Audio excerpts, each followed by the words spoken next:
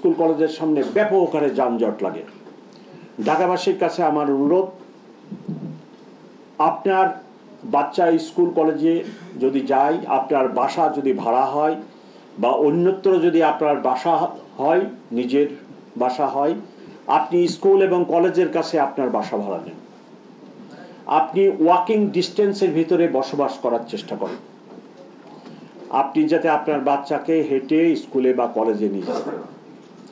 একইভাবে আপনার কর্মক্ষেত্র, অফিস যদি দূরে হয়, আপনি প্রাইভেট যদি হয়, ব্যবসা বাণিজ্যের অফিস হয়, কর্পোরেট অফিস হয়, আপনি অফিসটাকে আপনার বাসার কাছে আনতে পারেন কিনা।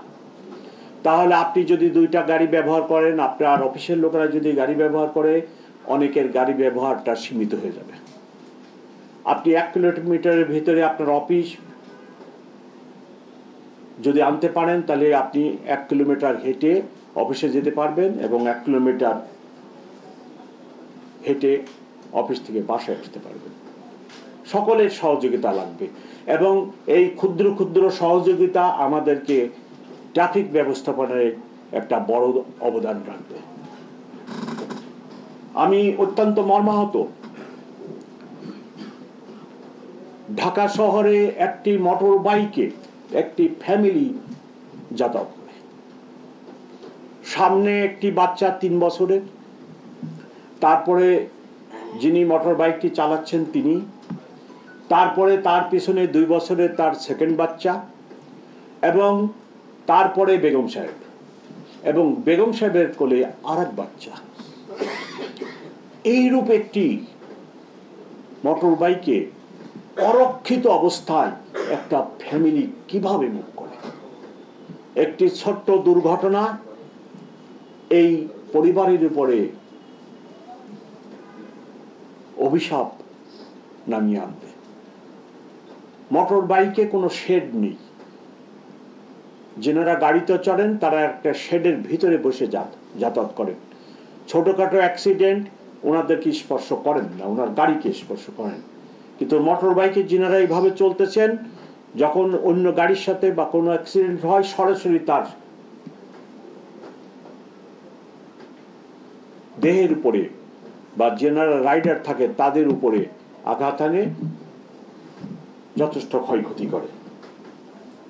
সো আমি গত 15 দিন আমার ট্রাফিকের অফিসারদের রিপিটেডলি বলেছি, আপনারা এটা এরূপ কাজ বা এরূপ মোটর বাইক দেখলে অবশ্যই তাদের বিরুদ্ধে আইনগত ব্যবস্থা নেন।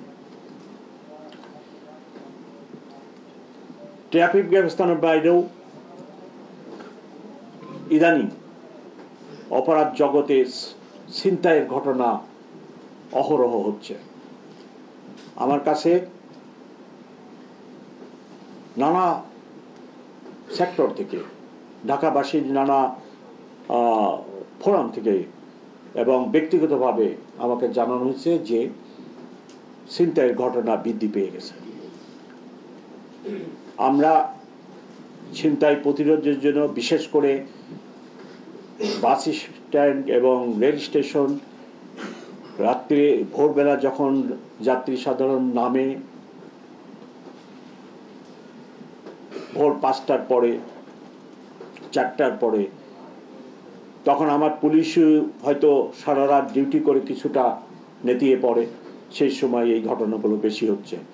এগুলো প্রতিরোধের জন্য আমি আমার ডিবিকে সক্রিয় করেছি এবং আমার থানা পুলিশকেও সক্রিয় করেছি, যাতে ছিনতাই ঘটনাটা রোধ করা সম্ভব হয়।